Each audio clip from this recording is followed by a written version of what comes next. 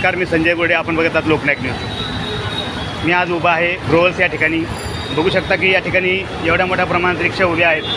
जो एकही रिक्षावाला पॅसेंजरला घेऊन जाण्यास तयार नाही.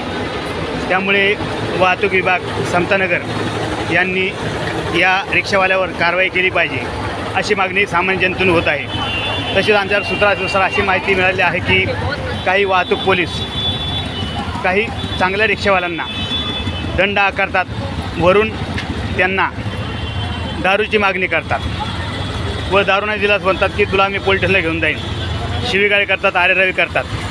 तर अशा या सर्व लोकांवरती कारवाई झाली पाहिजे अशी मागणी सामान्य जनतेकडून होत आहे. लोकनायकच्या वतीने आम्ही वारंवार आपल्याला कांदिवली, बोरिवली, मालाड, दहिसर या ठिकाणच्या परिसरातील समस्या दाखवत असतो.